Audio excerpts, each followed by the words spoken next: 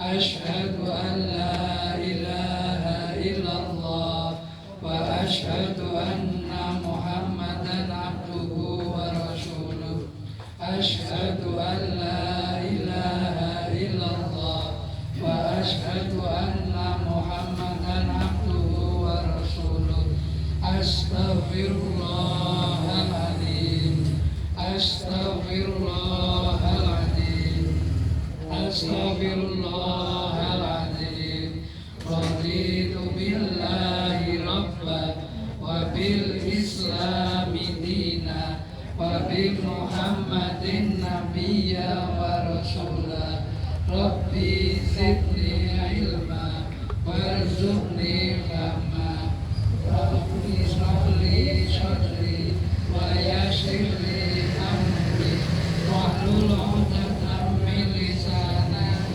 يفقهوا قولي واجعلني وزيرا من أهلي آمين. Terima kasih. Untuk selanjutnya kami silakan pada Ustaz. Iya, ayatnya 14. Surat ayat 14.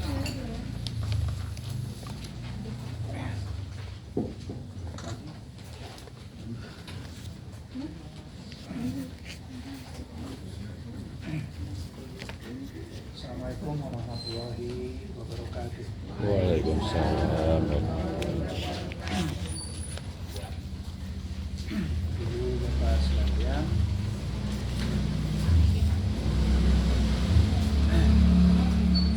marilah kita awali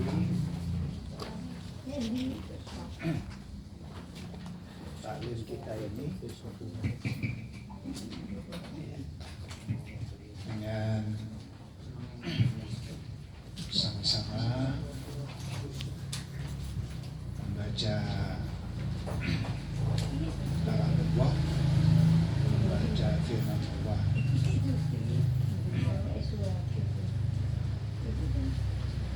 Kita akan membaca surat Syur ayat 14,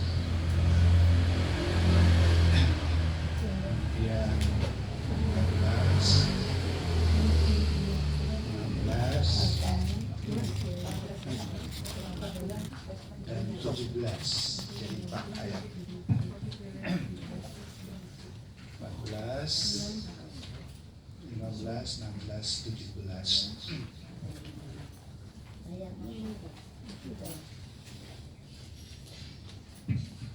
أعوذ بالله من الشيطان الرجيم.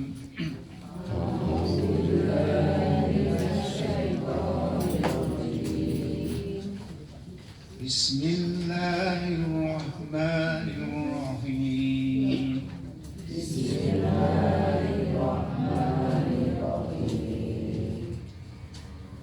وقالوا In tapi ini 16 ya. Mohon maaf. 16 dulu. Wabal itu 16. 14 ya. 14. in kullu Ya, papan dulu yang salah.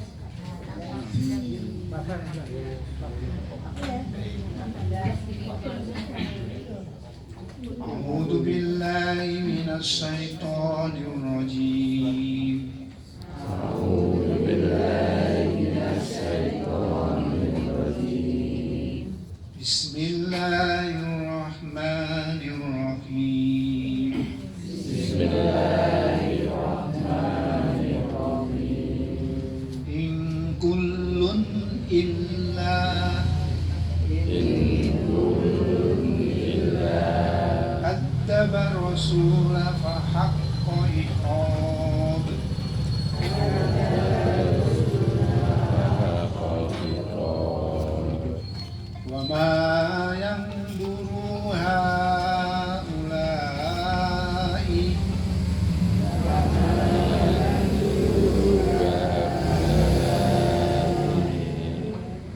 إلا صيحة واحدة إلا صيحة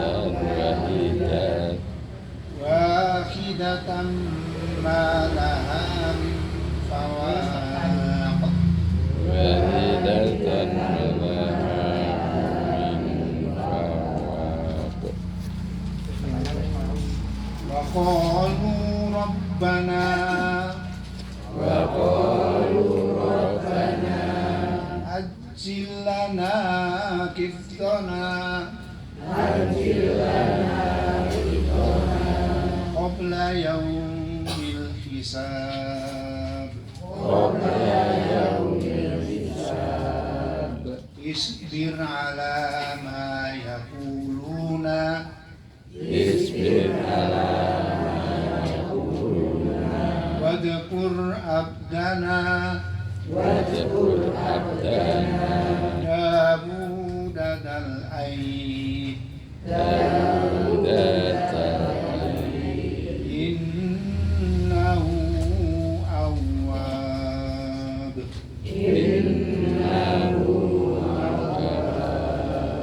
صدق الله العظيم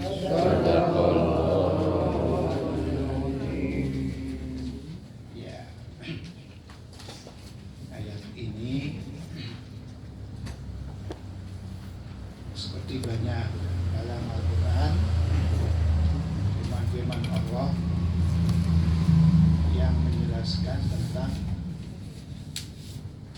penolakan-penolakan dari injuk Allah terhadap petunjuk Allah.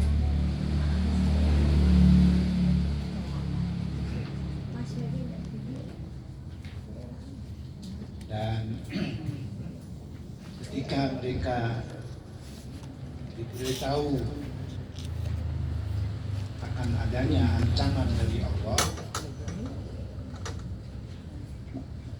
mereka justru menantang. Padahal sangat mudah dari Allah.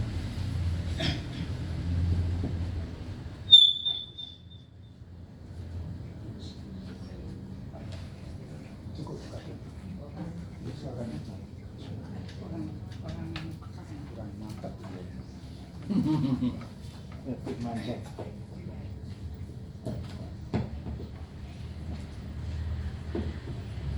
Ya, itu merupakan salah satu watak manusia. Padahal kalau Allah benar-benar sudah turunkan azabnya, nggak bisa apa-apa. Kita nggak bisa apa-apa. Nah, ini sebetulnya alhamdulillah untuk kesekian kalinya ayat yang kita baca ini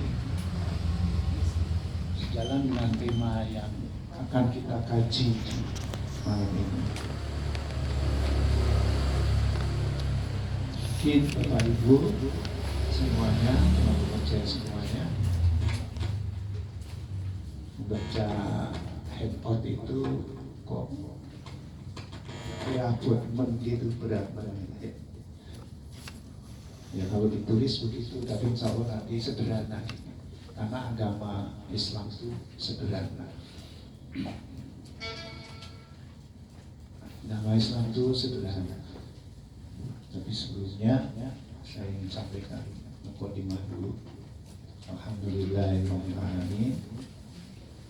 Assalatu wassalamu ala asyrofil anbiya'i wal mursalin wa ala alihi wa ashabihi ajma'in. Rabbi shrah sadri wa yassir li amri wa hlul 'uqdatam min lisani yafqahu qawli. Ibu bapak sekalian, sebelumnya saya mohon maaf undangan halal bihalal nggak bisa hadir karena masih lemas. Jadi tanggal 1 itu masih 1 bulan ya, hampir 1 bulan tanggal 1 itu saya baru pulang dari rumah sakit setelah minggu operasi.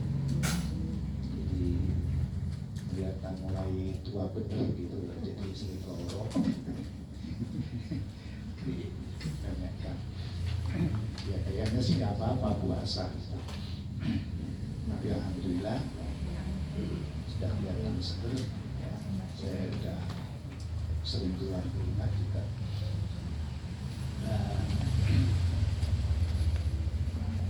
Tadi kontrol dokter penyakit dalam sudah kontrolnya sudah kembali ke 1 bulan tadinya dia pekan.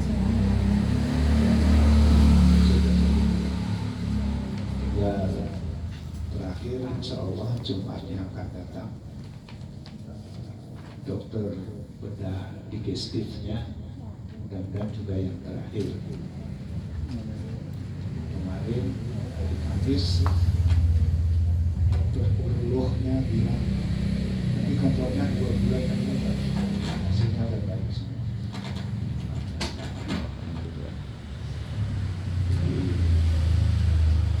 Ya kembali Allah yang ngasih rezeki.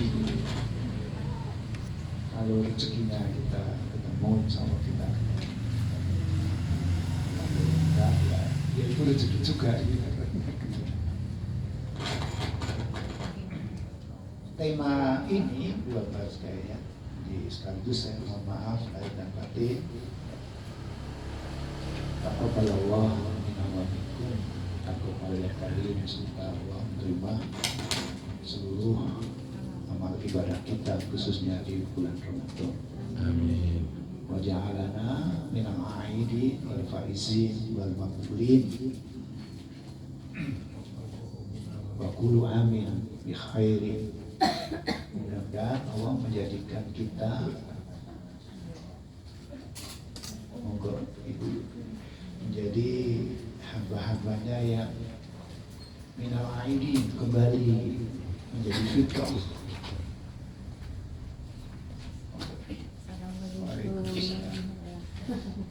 Kembali menjadi fitrah sesuai janji Allah, sesuai yang disampaikan Rasulullah.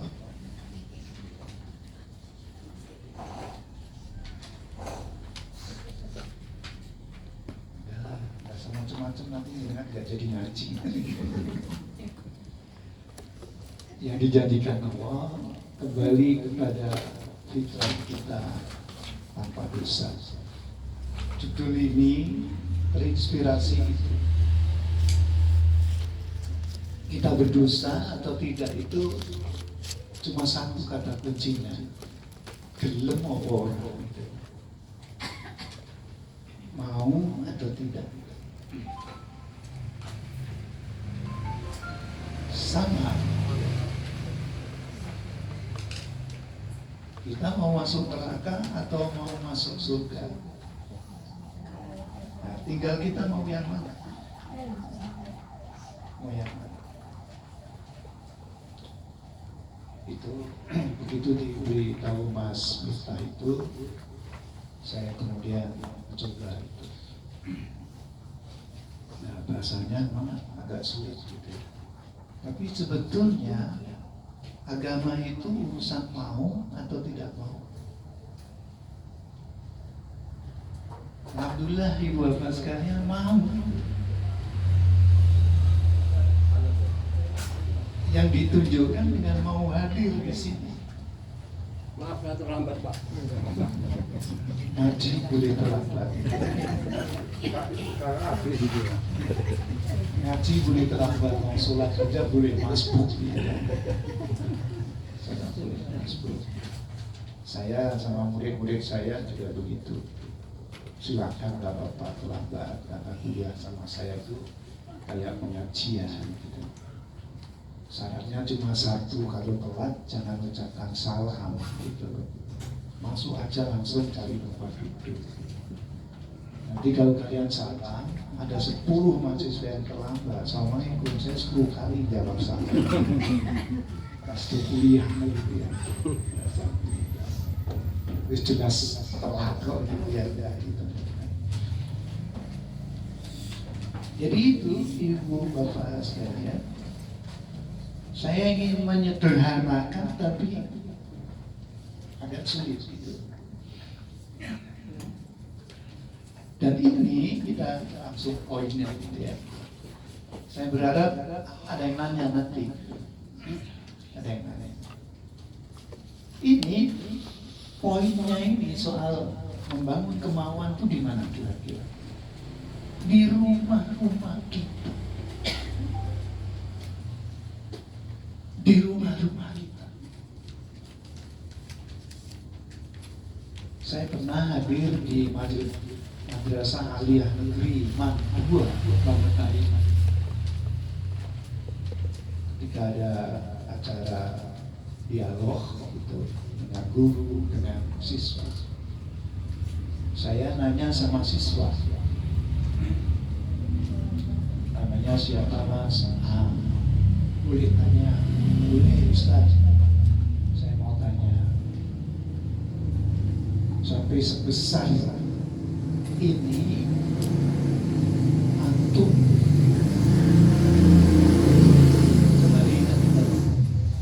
berapa sering disuruh, diajak, diperintah, bahkan sampai dilarang atau dihukum oleh orang tuamu? Kira-kira jawabannya kita? Dia menjawab tidak pernah. Tapi saya baru ngobrol sama Mas Dedi begitu datang tadi. Beliau sudah sebagai orang tua dan bisa ngambil kesimpulan, anak sekarang itu kalau nggak diarahkan berbahaya. Saya bilang, ya anak sekarang kan disebut anak milenial, bahkan generasi Z. Di samping karakter positif karena mereka hidup di tengah-tengah teknologi informasi ini luar biasa, peluangnya itu besar. Tapi di balik peluang yang positif itu, ada yang bilang generasi Z, generasi milenial itu satu generasi yang sanggup menggali lubang kuburnya sendiri. Artinya nggak pernah punya rasa takut akan kegagalan, padahal gagal.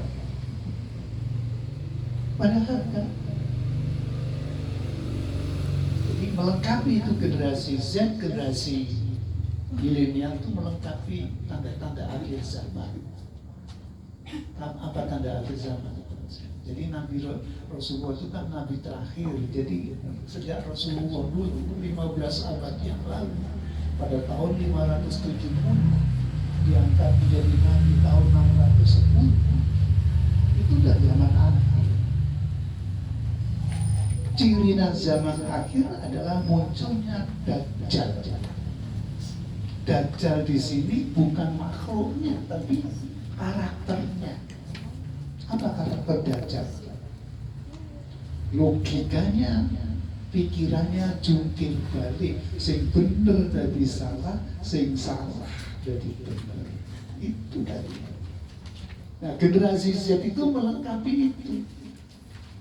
Saya kalau bilang sama murid-murid saya, generasi Z, generasi milenial kayak kalian tuh kan, ciri negatifnya apa? Kalau jajan, ngopi, nongkrong tuh di Starbucks. Satu cangkir kopinya berapa? 75. Saya nggak tahu dan tidak ingin tahu.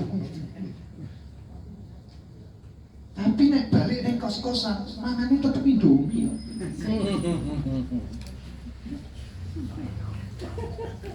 Itu kan jungkir balik.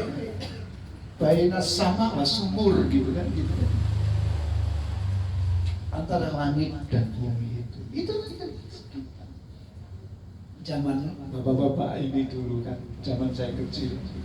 Minggu Rioma, nongin, kopi, telu, koloro, nek abang, di Indoi, di PP, terus kemudian di sana, ono tukang giling kopi, moro kita begitu. Karena itu.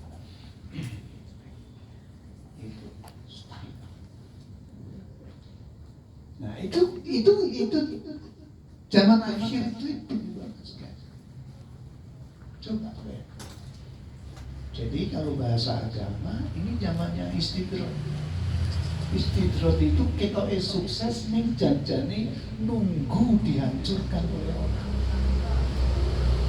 Panjenengan bilang ono wong kok korupsi 271 triliun.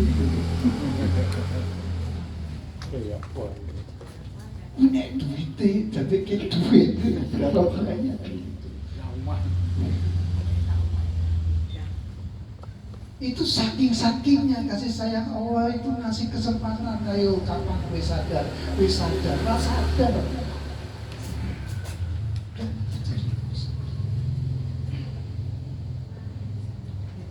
Jadi itu bahasa. Nah sekarang tinggal kita. Bahasa saya di beberapa khutbah terakhir khutbah di Baitul Jannah saya bilang iblis itu berhasil menipu Adam. Tapi iblis oleh Allah tidak disebut sebagai pemenang, tapi sebagai pecundang dan dimasukkan dalam neraka. Jadi jangan silau dengan yang katanya menang. Katanya menang. Indonesia itu harusnya menang sama Uzbekistan. Mentalnya down karena golnya dianulir, padahal nggak offset. Sampai Raja Thailand tuh malu punya wasit mewakili negaranya, goblok kalau begitu. Mestinya disebut goblok oleh Raja Thailand.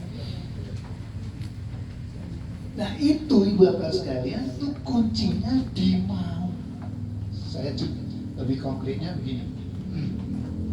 Saya sering, ini ilmu saya bicara tentang manusia. Manusia itu saya gambarkan sebagai segitiga sama sisi.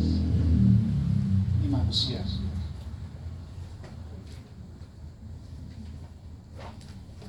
Takutnya permanen. Terdiri dari 3 unsur. Di sini akal, di sini jasmani, di sini rohani.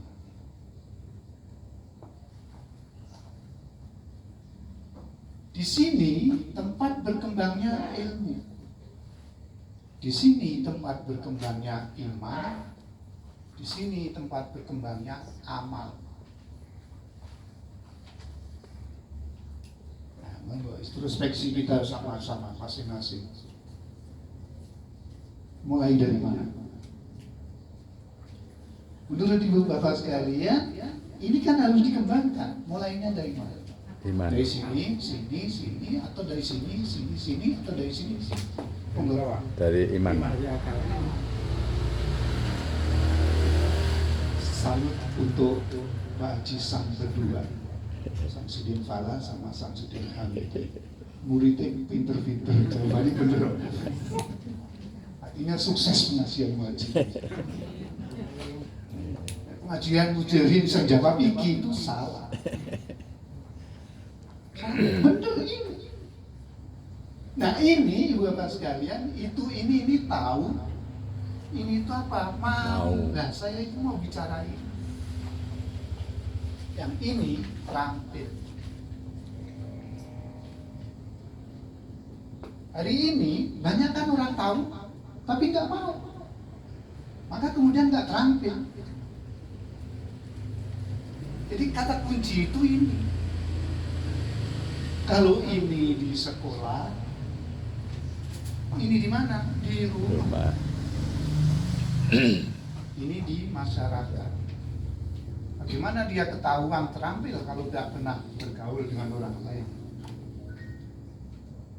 Maka ada yang mengatakan berikan pekerjaan pada orang yang sibuk, jangan pada yang nganggur. Dia nganggur karena nggak bisa kerja. Jadi itu. Kata kuncinya di sini. Ini kalau bicara pendidikan, Bapak sekalian, Rasulullah mengatakan, saya tanya lagi satu. Kalau bisa lulus meningkat, suruh lagi gitu, langsung lulus S2. Kalau semuanya percaya di sini, kapan pendidikan dimulai? Sejak lahir. Ya di rumah. Kapan dimulai? Sejak lahir. Dalam kandungan. Padamu nggak salah karena Bapak Ibu sekalian sudah lewat itu. Pendidikan dimulai kata Rasulullah sejak mencari jodoh. Ihyaru linudfikum al-mawadi ussolihat. Carilah tempat kamu menebar benih, tempat yang baik-baik.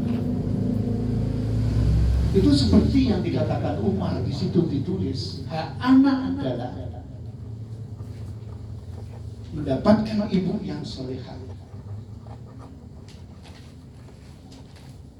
Orang sembarang, mungkin numpak bis bareng kenalan nikah gitu kan itu.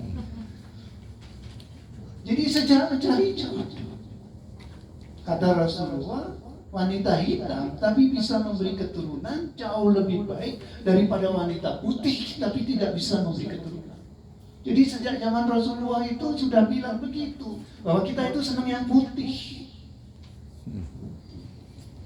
Sedih gulai sing putih orang sing. Kata Rasulullah.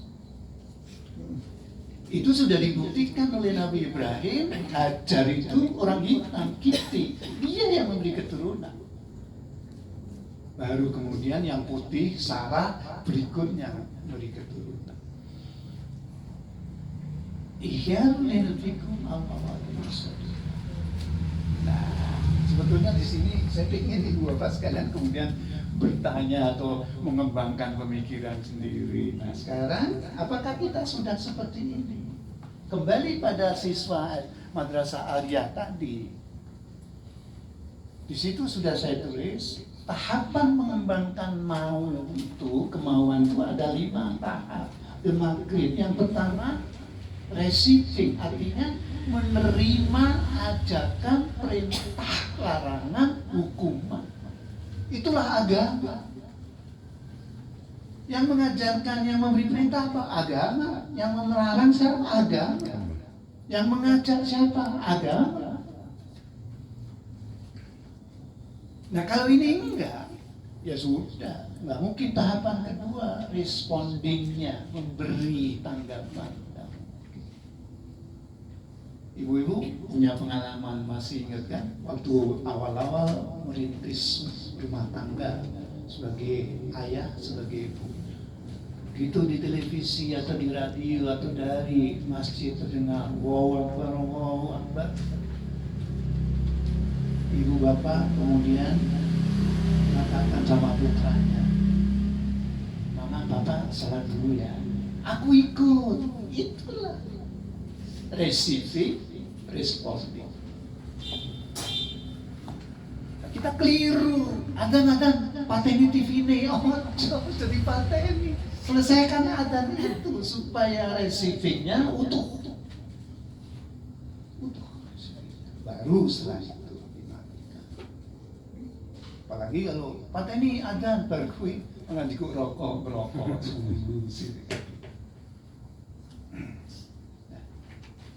Ini ibu-ibu apa sekalian. Rumah-rumah kita enggak begitu. Rumah-rumah kita enggak begitu. Nah, ibu bapak sekalian kan di sini dibimbing, diajak sama Pak Haji Samsudin Hamidi untuk baca Quran setahun sekali, khatmil Quran. Kalau enggak kesini, kapan khatmil Quran? Mahasiswa-mahasiswa itu tidak bisa diwisuda kalau tidak memiliki sertifikat khatam Quran.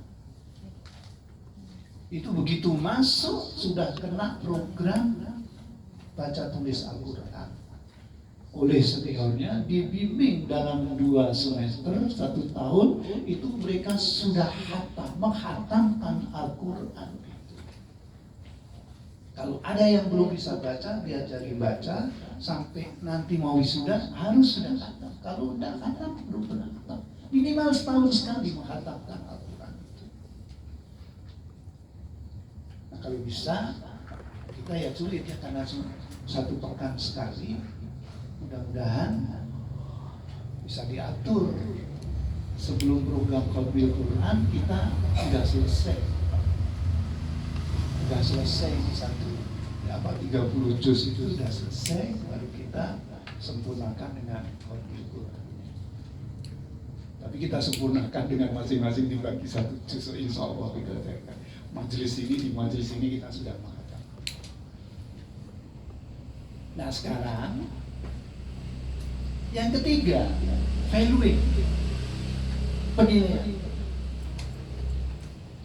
Ibu bapak sekalian mungkin ya memberi itu perintah, ajakan, motivasi, stimulus, teguran, sampai pada hukuman, peringatan, hukuman. Terus anak-anak merespon, memberi tanggapan. Pertanyaannya, grade ketiga, tahapan ketiga, apakah ibu bapak memberikan penilaian tentang respon anak-anak itu? Nah, itu dia. Saya alhamdulillah, mudah-mudahan jadi amal jariah ayah saya, ibu saya, al-maghfur lahumah. Beliau nggak pernah berhenti nyuruh saya, itu nggak pernah berhenti. Meminta saya itu, menegur saya, sampai menghajar ayah saya itu, mukul saya itu biasa.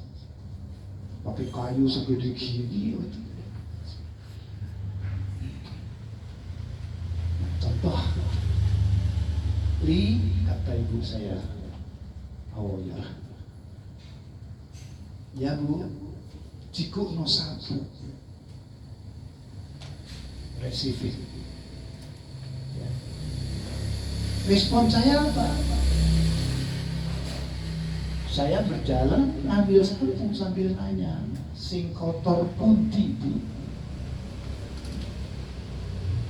Terus kemudian saya sapu air. Kok kotor disapu? Ketika saya nyapu itu, ibu saya melakukan valuing, nyapu kok yang ngomong. Orang saya kesusu, pihak yang ketinggalan. Valuing. Tidak berhenti di situ, ibu saya melakukan organizing, memberikan gambaran. Nek cara nyapu kaya ngono kuwi gobres. Iso-iso kok bojomu gobres. Ketika beliau mendikan begitu itu, kebayang saya. Sapa sing gelem duwe bojo gobres. Medina dasteran nangin-nangin. Lapi umbel gitu. Sehingga tertanam dalam diri saya ini, saya nggak mau dapat istri gobres. Maka saya baleni, saya sapu lagi, saya inceng-inceng mana yang masih ketinggalan. Terakhir ibu saya mengatakan, nah ngono. Itu kemudian menjadi watak, menjadi karakter. Nek urung bener, saya belum berhenti. Nek urung bener, belum berhenti. Maka saya sampai hari ini tuh orang bilang perfeksionis, idealis. Saya nggak ngerti kok, saya sendiri gitu yang kayak gitu. Karena yang dididik oleh ibu saya mungkin maksudnya saya nurun ke ning adik-adik nurun lihat saya. Anak saya Pak yang nomor 3 itu bisa bilang papa itu rapi. Terus saya bilang, kok kamu nggak bisa?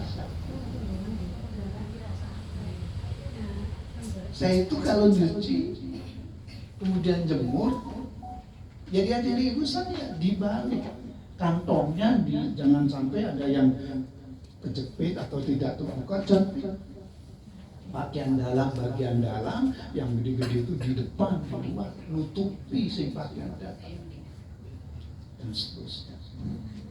Dia cari macam-macam, sehingga ketika saya minta izin mau sekolah di Jogja, Bapak Ibu saya dengan ridho melepaskan. Mereka yakin saya bisa hidup sendiri di Jogja. Yang lain adik saya nggak punya setrika. Sampai hari ini saya masih setrika sendiri. Istri saya mencoba, boleh saya setrika. Nanti kalau saya izinkan, baju saya ada realnya, mereka komen, teman-teman saya, bojone Pak Ali rasa setrika. Dan kalau mereka lihat celana saya, tapi kan istrinya Pak Ali, setrikaannya bagus. Jadi bukan Pak Ali yang dipuji, istrinya. Nah ini ibu baca, ini nggak ada di rumah kita. Saya sampaikan ini, kenapa baru sekarang? Nggak ada kebaikan yang terlambat, itu nggak ada. Nggak ada yang terlambat. Nggak ada. Saya berharap anak-anak saya itu tidak. Saya suka buku, beli buku. Kalau ngajak pergi, anak yang pertama itu ingat betul, kalau ngajak pergi itu mesti ke Gramedia. Silakan mau buku apa itu. Tapi ya dia suka baca buku, tapi anak-anaknya nggak ada yang baca buku. Lah anak-anak saya itu yang cuma yang pertama itu, yang lain nggak ada yang baca buku. Generasinya beda, yang dibaca apa? Komik, Naruto gitu. Hari ini sama. Yang ditonton apa? Drakor, drajin, kan gitu. Drama Korea, drama Cina, terus main apa itu? Main. Ibu-ibu, kira-kira anak-anak kita ini mudah emosi, mudah marah itu, saya curiga itu karena mereka main game itu yang bikin emosi itu. Jadi mereka itu kemudian bikin emosi. Nah itu yang terjadi. Monggo kalau ada yang mau mendikan, ada yang disampaikan. Sebetulnya intinya itu. Agama itu mau atau tidak mau. Allah mengatakan, "Faman syaa falyu'min, wa man syaa falyakfur." Sing pengin iman, imanlah dia, sing pengin kafir, kafirlah dia. Jadi kita juga kalau diprotes buat jangan bilang kafir, nggak usah dibilangin. Allah tahu kalau dia itu kafir. Nggak usah, biarin aja. Kan maunya dia, kan maunya itu. Ya kita ini Masya Allah kita sediakan majelis ini, maksudnya kan. Ustaz tanya Ustaz ya. Silakan. Ini tentang perjodohan. Jadi surat An-Nur 25 itu surat perjodohan. Al-Khobi, a'udzubillahi minasyaitonir rajim, bismillahirrahmanirrahim. Al-khobisatu lil khobisina wal khobisuna lil khobisat wa thayyibatu li thayyibina wa thayyibat.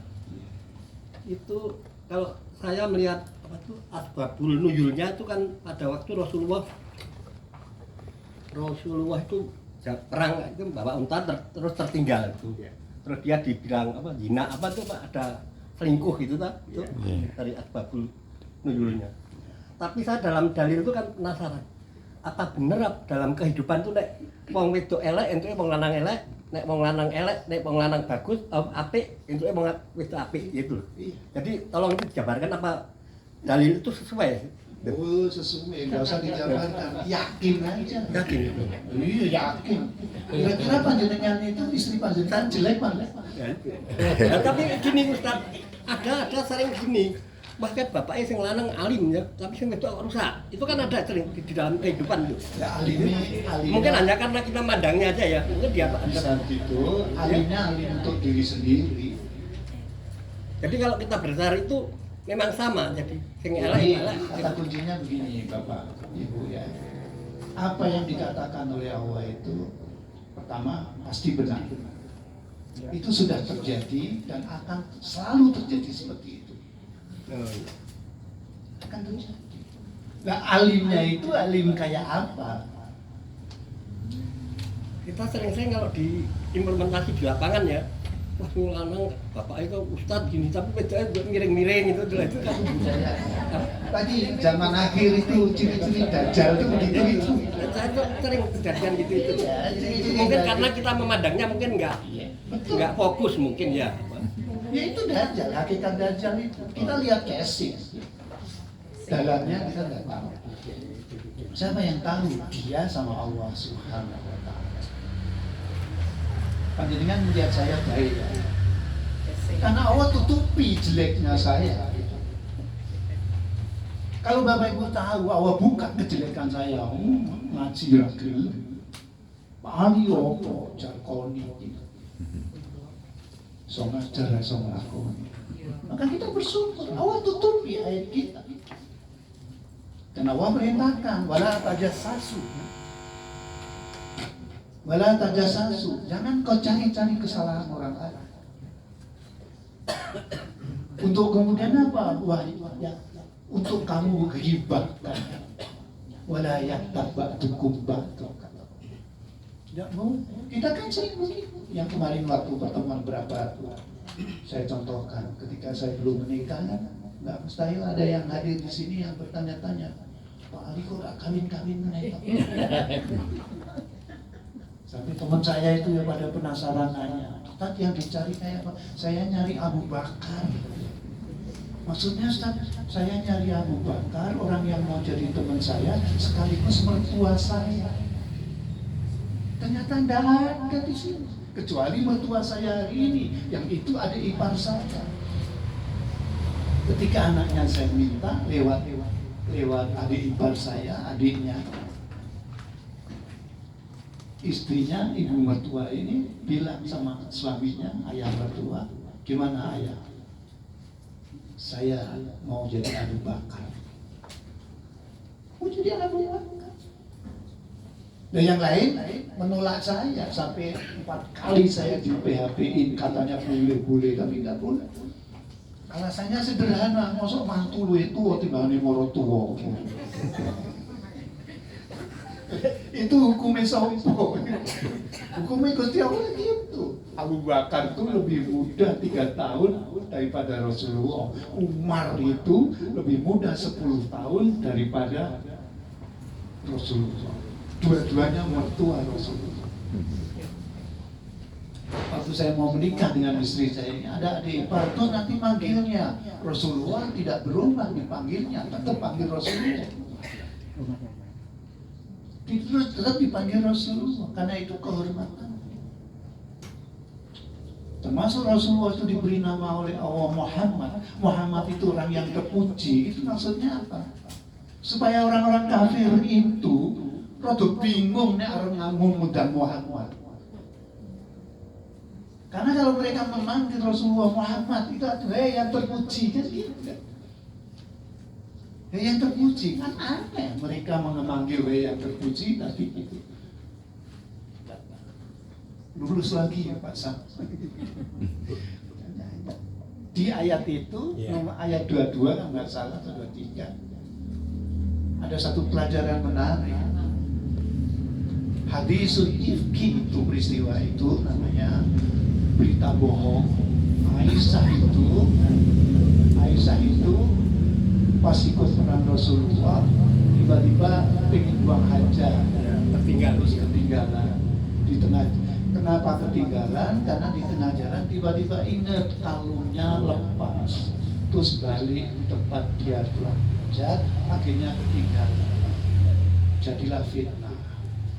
Karena ada seorang sahabat yang menemukan Aisyah itu, dia berlindung pada Allah. Subhanallah, astagfirullah. Ummul mukminin ketinggalan. Ya, dia kemudian tetap di depan mengawalnya dari depan bukan dari belakang. Istri Rasulullah jadilah fitnah. Fitnahnya ya siapa? Ya tokoh munafik itu Abdullah bin Ubay bin Salul. Pada saat itu Aisyah nggak tahu kalau digosipkan, tapi dia tetap pulang ke rumah Rasulullah. Kebetulan kemudian setelah itu sakit, minta izin pada Rasulullah, sakit saya tak di rumah orang tua saya, diizinkan Rasulullah. Di luar Aisyah nggak dengar itu gosipnya makin ramai. Sampai satu saat pembantunya itu, pembantu saudaranya Abu Bakar yang membantu di rumah Abu Bakar itu cerita sama Aisyah, apa kamu belum tahu kamu digosipkan? Marah di situ Aisyah sama Rasulullah. Sama Rasulullah marah. Sehingga ketika Allah turunkan firman-Nya yang mengatakan Aisyah tidak bersalah, bahwa itu gosipnya orang-orang munafik, ibunya itu bilang, kamu minta maaf sama Rasulullah. Bahasa kita sorry. Saya yang bebaskan saya Gusti Allah. Bukan nggak sopan sama Rasulullah, karena dia nggak menduga. Rasulullah diem aja karena menunggu jawaban dari Allah. Dan yang menarik, yang saya bilang menarik, Abu Bakar tahu yang memberitahu Aisyah itu adalah Mistah namanya, membeli Aisyah. Abu Bakar marah sama Mistah, kemudian berjanji tidak akan lagi mempekerjakannya dan tidak akan lagi menyantuni. Allah turunkan perintahnya itu, jangan karena kamu marah, kamu berhenti menyantuni orang itu. Indahnya Islam, indahnya Islam. Jadi ibu bapak semuanya gitu. Kalau kita tenang, tentean rasanya. Ditegur, Abu Bakar ditegur, kemudian diajari. Jadi kembali tadi, pasti itu yang tahu Allah, jeleknya di mana, jeleknya di mana, jeleknya di mana. Contoh aja yang tadi 271 triliun, istrinya dukung, istrinya dukung, itu salah, itu salah. Itulah yang terjadi. Jadi kalau orang baik ketemu orang baik, iya. Ada seorang laki-laki punya pacar, dia ingin menikahi pacarnya itu, tapi ayahnya menjodohkan dengan wanita pilihannya. Ya, dia berusaha untuk berbakti pada bapaknya, untuk mencintai istri pilihan bapaknya. Sampai punya anak satu, dia belum bisa jatuh cinta pada istrinya. Satu hari ketemu temannya, sama-sama dulu punya pacar. Senang ya kamu bisa menikahi pacarmu. Apa kata temannya? Senang piye. Ternyata dia itu palsu. Ketika pacaran bagusnya sedemikian rupa, setelah menikah, sekarang kami bercerai. Nah artinya jelek sama baik. Dia mendengar temannya begitu, aku beruntung diberi istri yang luar biasa. Teringat istrinya, saat itulah dia jatuh cinta pada istrinya. Dia segera pulang, cari bunga, cari oleh-oleh itu istri. Sampai di rumah, Assalamualaikum, gak ada yang jawab. Assalamualaikum, pintunya gak ditutup, gak dikunci, dia masuk. Ada terdengar jawaban Waalaikumsalam. Lirih dari kamar. Dia masuk kamar, istrinya sedang berbaring sakit. Ada apa? Saya tadi jatuh di rumah saya, di kamar mandi. Kenapa nggak ke dokter? Aku nggak berani ke dokter. Kenapa nggak berani? Aku belum dapat izin. Langsung meninggal istri. Itu belum tahu. Jadi hari ini juga begitu, kita ibu berpuluh-puluh tahun, 25 tahun, 30 tahun, 40 tahun hari ini. Ada seorang istri nggak suka sama suami, karena kalau tidur ngorok. Begitu suaminya meninggal, dia kangen dengan ngoroknya suaminya. Gimana itu? Itu Mister. Itu bagus pertanyaannya itu luar biasa. Ada lagi yang lain? Iya. Jadi kita itu yang kata kuncinya yang dikatakan Allah itu sudah pernah terjadi dan akan selalu terjadi. Dan yang dikatakan Rasulullah pasti akan terjadi. Karena Rasulullah bukan peramal, pasti akan terjadi karena dia Rasulullah itu mendapatkan wahyu petunjuk dari Allah Subhanahu wa taala. Nah, itu keyakinan kita. Jadi apalagi kita, ya alhamdulillah saya bukan jodohnya Allah kemudian tunjukkan kejelekannya. Ya kalau benar berarti kan. Ibu bapak sekalian mengenal pendeta wanita itu Irina Handono namanya. Hari ini saya lama nggak ketemu. Terakhir ketemu saya lupa tahun berapa, 2014 atau 2016 di Jogja sana di pusat. Di Jalan Air Tali masuk itu ada satu gedung punya percetakan itu, ya punya percetakan apa namanya, Kalamakan. Itu tempat dakwah di situ kita sering diskusi. Terakhir beliau mengatakan jihad saya hari ini adalah mengembalikan kembali suamiku yang murtad menjadi muslim kembali. Suaminya itu murtad itu karena kagum dengan Irina itu. Setiap kali mau ngajak pergi itu menjelang maghrib. Dan Irina itu pasang jebakan. Suaminya ngajak berangkat, Irina selalu bilang, apa enggak mas sholat dulu? Di situ terjebak dia. Ini bagus. Lama-lama suaminya murtad. Dan sekarang jihadnya mengembalikan lagi menjadi muslim. Kita nggak tahu. Makanya masing-masing kita supaya jadi baik, kita harus masing-masing ridho. Kalau ibu bapak sekalian sering mendengar ya kisah orang yang naik haji suami istri di sana bertengkar karena belum ridho.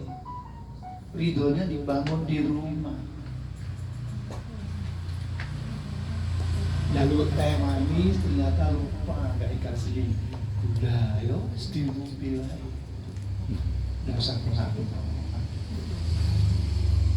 Itu nanti di sana dilaki Gusti Allah kalau kita belum sempat kita ampun. Di sana itu diingatkan oleh Allah supaya wis niki saiki njaluk ngapura. Bukan dihukum oleh Allah. Allah maaf mas. Ya itu ya ibu bapak sekalian. Jadi tahapannya itu lah. Jadi itu harus 5-5-nya itu ada. Kita harus telaten. Harus benar dibikin. Jadi itu tapi anak-anak hari ini coba malah dikasih HP asik sendiri. Akhirnya kan dia ada panggilan juga tidak. Contoh tadi ibu saya begitu, ayah saya juga. Lagi apa? Lagi diem bapak, ambil cangkul. Bawa ke belakang waktu masih dibentul. Kamu bikin lubang 0,5 meteran. Sudah 5 lubang, wis kesel turun, dereng bapak. Tambahin sampai 10. Terus saya dibawa ke rumpun pisang. Iki dongkelen. Ayah saya bersihkan akarnya, daunnya dipotong, terus diajari nancep ke pisang sampai 10. Suatu saat kemudian buah.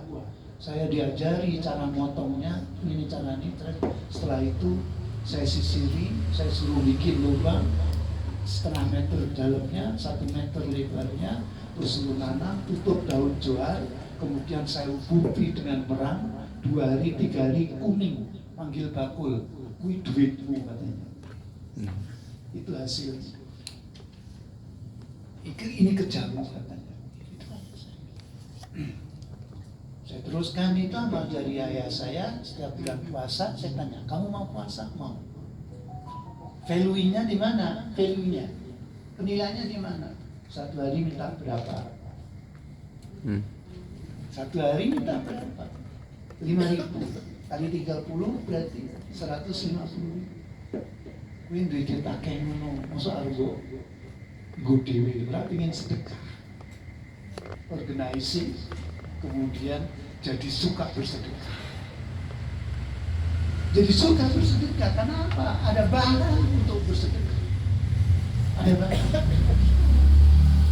Bukan ngajarin moto duit tapi kita nggak berhenti di situ ngasih.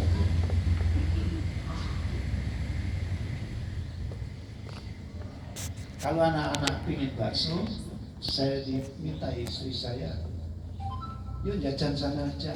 Enggak, di rumah aja. Saya tahu rahasianya. Kenapa megah asa-asa? Ya, di rumah aja. Nah, istri saya memanfaatkan. Kan anak 4, saya istri. Harusnya kan 6. Istri saya bilang 5 wae. Dia siapkan 5 mangkok. Kemudian ada 1 mangkok kosong. Istri saya keliling ke anak-anak. Apa? Sedekah dia ngambilin. Tapi saya ngurun si Cito, saya ngurun kayak gitu itu. Yang nomor 3 tadi. Kalau punya apa-apa, itu nawar ibunya. Umi mau. Yang lain enggak, sikat sih. Tapi lumayan cici kan. Lumayan cici. Gak usah banyak-banyak lah, satu aja. Nah artinya itu udah begitu. Saya kadang banyak surat-surat itu lupa. Karena setiap kali sholat, imami anak saya, dari kuliah, kulhu. Supaya anak-anak saya itu juga kuliahnya itu nggak kebalik-balik. Ada orang nggak berani bilang baca kafirun ya. Wala anak itu ma'abatu, wala antum itu ma'abud, wala anak itu ma'abatu. Bolak-balik terus tak barbar gitu. Saya baca itu. Supaya anak saya pun kemudian bisa imam sholat sesama saudaranya, ya cukup pendek. Apalagi sanaknya Rasulullah ngajari nek dadi imam ki aja dawa-dawa. Sing pendek wae. Yasin, Allahu Akbar. Pendek aja. Jadi sanatnya begitu. Nah itu ya ibu bapak sekalian, ini di rumah. Sejak mencari jodoh, tapi saya bilang tadi nggak ada kata terlambat untuk kebaikan. Nggak ada kata terlambat. Jadi ketika kemudian teman-teman saya pada penasaran itu, ya, di antara pertanyaan yang saya berikan pada teman saya, nyumbang ya, maaf, bisa ngaji orang, bisa ngaji itu yang melindungi saya ketika berada di luar. Istri saya sholat, berdoa, ngaji, itu artinya kemudian istri saya itu memohon pada Allah supaya saya dibersamai oleh Allah. Dibersamai. Buktinya Allah membersamai kita. Istri saya satu saat kok pingin semongko ya. Allah itu memperdengarkan keinginan istri saya pada saya. Aku mulai mampir ku semongko. Baru aja tadi mau telepon, kok wis ditukoke. Itu kerjaan siapa? Gusti Allah itu. Maka sering-sering. Jadi ibu bapak sekalian. Nah kemudian di sini pesan kemarin ya. Dapat ibu yang solehah, diajari Al-Quran, diberi nama yang baik, diberi nama yang baik. Nah, kalau ibu bilang, aduh udah telat sekali, nah, ya buat anak cucu lah gitu ya. Karena nggak ada kata telat. Jadi itu kemarin tanggal berapa ya? Tanggal 2 atau tanggal 3? Tanggal 1 ya, tanggal 2, tanggal 3 saya dapat tambahan cucu itu, saya udah punya 8 cucu. Alhamdulillah. Karena melahirkan di sini, yang tadinya di Purwakarta, ingin istrinya melahirkan sini. Tanggal 3 itu pas 7 harinya akikah. Ya, saya buat seremonial kecil-kecilan saudara sendiri. Terus yang penting di situ anak saya suruh menjelaskan, kau beri nama apa anakmu itu, jelaskan namanya apa. Jelaskan. Nah, dia menjelaskan. Jadi sahabati, Alia, sahabati itu artinya awan, Alia yang tinggi, awan yang tinggi itu filosofinya banyak. Awan itulah yang selalu melindungi perjalanan Rasulullah itu. Alia itu tinggi. Nah, di situ itu dijelaskan. Ya, saya senang, terima kasih. Ini buat kita semua. Jangan kayak saudara-saudara kita ya, lahir Senin, jenis Senin. Yang sulit itu teman saya kita yang Karangrejo itu jenenge muntu, yang sejarahnya jenenge muntu. Muntu sejarahnya. Kita menyela lagi. Jadi kalau kita orang muslim ya, pertanggungan jawab itu kan hanya sampai batas anak ya. Tapi kalau untuk cucu kan enggak. Jadi kita interaksinya itu, jadi dalam arti pertanggungan jawab kita itu untuk cucu kan enggak. Iya. Hanya batas anak, batas sampai anak. Kalau di situ agak bisa dikembangkan. Jadi kalau anak itu anak laki-laki itu sampai mati. Iya. Kalau anak perempuan sampai Bukan punya cucu, suami. ya, Maksud saya sampai suami. Nah, anak kita laki-laki atau perempuan? Kalau anak kita laki-laki, kita punya kewajiban cucu karena cucu itu membawa nama saya. Nama anak saya kan bin Alibowo. Nah ini cucunya ini bin bapaknya, bin mbaknya kan gitu. Tetap dah. Anak laki-laki ya. Iya. Kalau laki-laki memang kita wajib sampai terhadap orang tua kita kan. Terus. Iya, nomor satu kan itu. Iya. Jadi kalau perempuan, makanya saya mohon maaf bilang kalau perempuan itu anak hilang. Iya. Tapi sebetulnya kalau soal cucu, kakek itu cuma seperempat jatahnya. Seperempatnya kakeknya sebelah sana, yang 50% separuh-separuh bapak ibunya. Separuh-separuh bapak ibunya.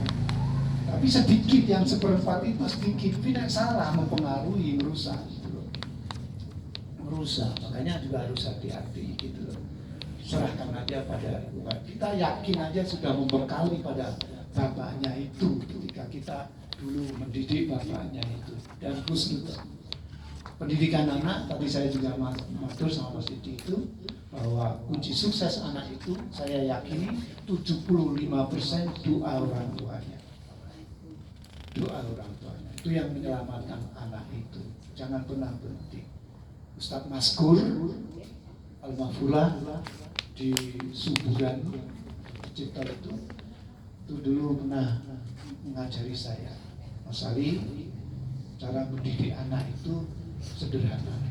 Pertama, jangan pernah sebagai orang tua tidur lebih cepat dari anaknya. Kalau anak itu sudah tidur, masuk kamarnya. Kalau selimutnya rusak, benerin, turun, naikkan. Duduk di sampingnya, mintakan ampunan pada Allah. Hari ini, mohonkan doa pada Allah untuk esok. Itu saya lakukan. Dan ketika anak saya mulai gede, mulai ada satu yang nomor 3 itu yang nggak pulang-pulang itu malam, itu yang nggak tidur istri saya. Karena saya capek kerja, saya minta izin tidur dulu, ya nggak apa-apa, saya turunin. Saya turun telepon tuh, istri saya bilang percuma ditelepon, kalau belum pengen pulang nggak akan pulang. Apalagi di SMS. Sampai satu saat saya penasaran, kyo nek dulan ra mulai-mulai iki dulanane apa? Satu saat saya bilang, "Mau sekali-kali temanmu suruh main ke sini." Di dapur waktu senangnya di dapur karena di situ ada Indomie gitu loh. Jadi kalau setengah malam masak mie. Itu tahunya apa itu? Itu caranya itu udah turun-turun gini sambil udah nyekel HP dewe-dewe gini gitu. Jadi cuma dalam hati saya, nek ngomong ini insya Allah aman. Insya Allah orang balik orang masalah gitu. Bulan 3 tidak masalah. Nah itu. Jadi itu yang disampaikan Ustaz itu, Ustaz Maskur itu, ini Pak Haji Samsudin Hamidi kan tenang itu ngajinya luar biasa, suaranya bagus lagi. Ustaz Maskur itu. Jadi doakan aja, biar didoakan Bapak Ibunya, biar dimudahkan dalam membimbing anak-anaknya. Karena hidup itu seperti mata rantai gitu loh. Seperti mata rantai itu nggak boleh ada yang mata rantai yang hilang. Gitu. Tapi nanti satu saat Allah kembalikan bisa. Nah, kalau bicara mata rantai itu enaknya kita bersyukur kalau punya orang tua iso ngaji gitu loh. Jadi nek awake dhewe iso ngaji, bapakku ora iso. Aman dadi gitu. Susah nek bapake hafid gitu. Bapake hafid kok anake ora iso ngaji, itu berat itu berat gitu. Makanya kita yang bisa ngaji itu jangan sampai mata rantai di belakang kita itu nggak bisa ngaji. Nggak bisa ngaji. Itu harus kita jaga. Monggo ada lagi? Ada. Jadi jangan ngaji. Monggo Haji. Sekali dengan apa yang disampaikan terhadap tanggung jawab pada cucu laki-laki, kita kaitkan dengan ayat yang Allah itu kita kembali dengan jagalah dirimu, keluargamu dari TKP. Keluarga itu dalam arti kan luas, yang memberikan perbandingan di antara yang dikatakan Bapak dengan ayat itu. Ya, itu benar Pak. Jadi keluarga di sini, kalau ini kita bisa lihat dari nasabnya. Nasabnya, tadi saya bilang anak perempuan itu anak hilang karena putus nasabnya. Maka berharap aja dapat suami yang soleh. Jadi kalau ibu nanti, bapak di usia lanjut, suaminya mengizinkan putri ibu itu menemani ibu di akhir hayat. Mengizinkan. Jadi itu ya terus itu Rasulullah mengajari kita ketika ayahnya sudah wafat sebelum itu, Rasulullah dibawa tanggung jawab kakeknya. Setelah kakeknya meninggal, Rasulullah nggak punya pamannya Abu Thalib, karena Abu Thalib itu yang ditunjuk nanti sebagai pengganti Abdul Muthalib sebagai pemimpin Mekah. Bukan Abu Lahab, bukan, tapi Abu Thalib. Nah itu termasuk itu. Jadi rangkaiannya begitu. Jadi tidak bisa. Nah ayat itu ada nilai-nilai yang penting lagi. Di situ kalian tidak mungkin bisa menjaga keluarga kalian dari siksa api neraka kalau kalian sendiri nggak bisa anfusakum menjaga diri kalian sendiri. Nah di sini jadi pendidikannya itu nggak usah ngomong, kita melakukan anak melihat mencontoh, anak melihat anak mencontoh itu sendiri. Jadi itu yang kita harus lakukan. Jadi malam ini betul fokusnya, mari kita lihat rumah-rumah kita ini. Rumah-rumah kita jaga itu iman kita. Jadi tadi kan inilah tempat kita kembangkan iman. Pak Haji Samsudin sama ibu saya sebagai guru agama menjadi ringan kalau yang anak yang kita ajari didik itu anak-anak dari keluarga yang sudah kenal tentang agama, yang enggak susah. Saya di perguruan tinggi aja menjadi lebih mudah kalau murid-murid saya alumni pesantren atau alumni madrasah aliyah. Yang susah itu kalau dari SMK, SMA umum, apalagi SMA nasional gitu. Kalau ini susah. Jadi kita bahasa kita sudah sama. Jadi sederhananya itu diri sendiri. Maka orang tua itu sebetulnya adalah satu sisi pendidik, satu sisi juga anak didik. Dia harus bisa mendidik diri sendiri. Dan para filosof ini mengatakan apa? Kuasailah dirimu sendiri, nanti kamu akan menguasai dunia. Bagaimana kita menguasai dunia? Oh, kita menguasai diri sendiri aja tidak bisa. Kecewa sedikit marah-marah. Gimana bisa? Nggak bisa. Jadi inilah itu Mas Kiai. Terima kasih Pak Haji.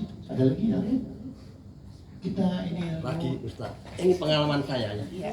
Saya itu punya anak 4, jujur aja. Yang laki 2, yang perempuan 2. Tapi kebutuhan saya itu didukung dengan anak saya yang perempuan. Ada yang laki ya apa tuh? Yang laki-laki malah karena mungkin secara finansialnya mungkin pas-pasan atau gimana ya. Tapi terus untuk mendukung kehidupan saya itu malah anak saya perempuan yang dukung. Dia sendiri sudah tahu kalau sebenarnya yang tanggung jawab terhadap bapak ibu itu akhirnya yang anak lanang gitu. Saya tuh dalam hati juga bingung tuh Pak. kalau soal tanggung jawab anak semua Bapak, laki perempuan sama. Enggak, ini secara finansialnya kok. Jadi Ya, semuanya tanggung jawab. apalagi anak perempuan kalau Iya. dia punya penghasilan itu mutlak miliknya, mau dikasihkan siapa, suaminya nggak boleh. Oh iya. Iya, suaminya nggak boleh. Oh iya. Kata kunci suaminya kalau dia mengizinkan sepenuhnya hasilnya untuk istri itu, mau dibuat apa? Nggak masalah. Jadi dia sadar bahwa tahu kalau Iya. batasan-batasan terhadap orang tua itu membantunya. Nek perempuan itu kan dia sendiri udah tahu itu loh maksudnya. Kalau bagus, kalau suaminya soleh ya, Bu, ini sisihkan buat bapak, sisihkan buat bapak. Gitu. Kebetulan orang belum merit tapi Ya, Oh, iya. apalagi belum merit itu, apalagi belum merit. iya, terima kasih. Ibu ada yang penasaran? Artinya jangan bosan aja nurut peringatan. Saya pernah matur surat Ar-Rahman itu. Fabi ayyi ala'i rabbikuma tukadziban. Berapa kali Allah mengulang itu? Sebanyak itu Allah nggak bosan. Kita ini kadang-kadang wis pengen telu ya, madeg. Telu, keping telu. Gusti Allah berkali-kali. Dan ada tesis di Mesir itu yang mengatakan kunci keberhasilan pendidikan dalam keluarga adalah dialog. Dan dari sekian dialog itu adalah dialog ayah dengan putra-putrinya. Biasanya ini kenapa di penelitian begitu, itu dari Al-Quran sumbernya, karena biasanya bapak itu ya, itu menyembunyikan kasih sayang pada putra-putrinya itu. Tidak banyak yang berani memeluk anak gadisnya. Karena anak gadisnya juga kalau dipeluk bapaknya geli gitu ya. Enggak bisa. Tapi anak tahu bapaknya sayang. Jadi itu harus dia ya di Al-Quran itu kata kuncinya dia. Baik, terakhir ya. Mau ini itulah kata kunci dari para nabi. Nabi Ibrahim diperintahkan untuk menyembelih Ismail. Apa kata Nabi Ibrahim? Ya bunaya inni ara fil manami anni adbahuka. Wahai anakku, sesungguhnya aku bermimpi dalam tidurku, sungguh aku menyembelihmu. Fangdur madza taro. Bagaimana pendapatmu? Apa kata jawab Ismail? Ya abati, wahai ayahku, if'al ma tu'mar, kerjakan apa yang diperintahkan kepadamu. Satajiduni insyaallah minas shabirin. Kamu akan menemui saya sebagai orang yang sabar. Nah kita ini tadi contoh tadi anak sekarang jikune sapu jauh kok. Tadinya diem, setelah diulang-ulang jikune sapu mo. Dia kan jawab mo, dia jiko sabune kekeo nyo. Itu anak sekarang. Itu gambaran Bani Israel itu begitu, kok nyembelih sapi, sapinya kayak rokok. Nabi Musa suruh lempar tongkatnya, lempar, nggak pernah nanya. Setelah itu kemudian tongkatnya jadi ular, Dan ular itu kemudian memakan ular-ularnya, disihir Firaun. Dari situ kemudian para penyihir itu masuk ke sana.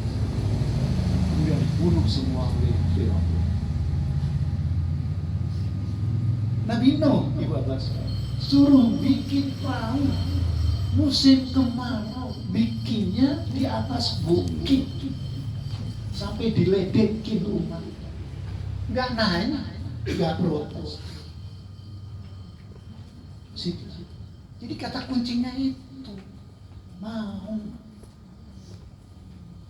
Ya, dalam konteks Idul Fitri kita masuk Syawal yang terakhir ya, Syawal tanggal berapa itu?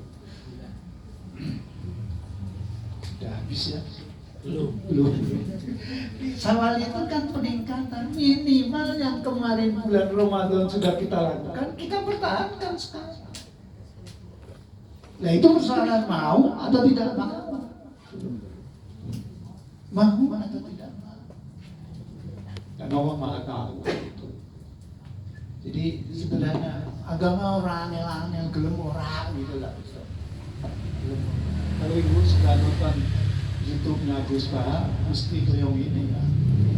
Kurasa mikir, sholat ini tompok orang itu sujud ini wis luar biasa. Saya memahami tujuan penciptaan manusia menjadi Abdullah itu artinya menghinakan, merendahkan di hadapan Allah Subhanahu wa Ta'ala. Insya Allah kita nggak akan sombong di hadapan makhluknya, di hadapan yang maha agung, maha mulia aja kita tunduk, apalagi di hadapan yang sama-sama rendah, sama-sama tidak mulia. Ya nggak ada itu. Kita nyombongkan diri di hadapan orang yang lemah, ya buat apa? Nggak ada. Nah, itulah yang terjadi hari ini. Jadi itu ibu bapak sekalian, kita harus serius banget yang ngaji ini. Ya, ini yang saya pesan-pesankan itu seperti itu. Jadi benar mulainya dari sini ya. Ini yang pertama.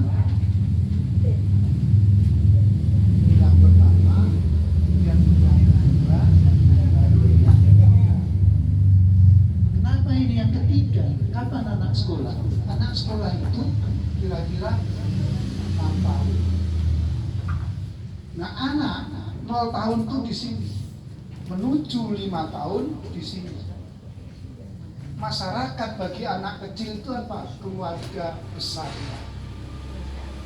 Bersyukurlah kita yang punya keluarga besar, sering kumpul, sepupu-sepupu kumpul, belajar minta tolong, belajar menolong, belajar memaafkan, belajar minta maaf dan sebagainya. Sampai nanti sholat bareng-bareng, gantian, wis ini mana? Aku mau wis gantian. Jangan merasa bangga bisa hidup sendiri gitu. Berarti sedulur untuk ya. Jadi ini anak itu sekolah baru 6 tahun, terus 0 sampai 5 tahun. Untuk apa kalau tidak untuk iman kita isi dengan itu. Disinilah kesalahan kita. Pendidikan di Indonesia akan gagal karena tidak dimulai dari sini. Tidak dimulai dari sini, kemudian di sini. Itu di sana. Tambah gagal karena apa? Kurikulumnya dibuta ganti. Tidak cukup ganti kurikulum, ganti seragam baru. Seragam sekolah. Jadi makanya saya sejak awal bilang saya nggak percaya dengan sekolah. Tapi kan anak saya harus sekolah. Nah, mungkin anak saya biarkan bermain di terminal, stasiun, di jalan. Saya cari sekolah yang kira-kira anak saya itu kalau pulang bisa sholat, bisa ngaji. Alhamdulillah diberi kemampuan, saya bisa dikolahkan anak saya di Hidayatullah. Di Hidayatullah, diberi kemampuan untuk itu. Sudah. Jadi yang itu. Saya sering bilang sama murid-murid saya kan ngajari tarbiyah. Untuk apa dulu kalian itu mati-matian belajar matematika, fisika, kimia, biologi, sampai bahasa Inggris gitu. Buat apa? Saya ingin masuk yang tarbiyah orang kanggurune. Bahasa Inggris ini saya ngomong, sing ora iso rasa khawatir gitu. Kamu dari mana? Dari Geno. Nanti kalau lulus pulang kemana? Ya ke Geno Pak. Mau ngajar di mana? Geno. Kalau kamu ngajar di Geno, apa kamu mau speak English gitu? Kamu mau baca? Di akhirat juga nggak ditanya begitu kan? Pertanyaannya marrobuka. Kalau orang Malaysia, marrobuka itu salah, yang benar manrobuka. Kok salah gimana? Malaikat tuh nggak pernah belajar tajwid tuh. Jadi manrobuka itu, jadi bukan marrobuka itu mati ketemu roh. Baik, ada lagi gitu ya ibu bapak sekalian. Di sini sekarang kembalikan itu di rumah-rumah. Sampaikan kepada putra-putri bapak ibu untuk membekali cucu-cucunya, cucu-cucu itu dikawal itu semampunya. Ya kalau enggak tadi ya punya banyak aspek ya, banyak aspek, mungkin matinya, mungkin besannya punya pandangan-pandangan yang berbeda, maka kuatkan doanya di situ supaya mata rantai kita itu benar-benar sesuai yang diharapkan oleh Allah Subhanahu wa Ta'ala. Gitu ya ibu bapak sekalian. Mohon maaf. Jadi itulah yang terjadi ya. Terima kasih diberi pengayaan dari surat An-Nur, surat At-Tahrim ya.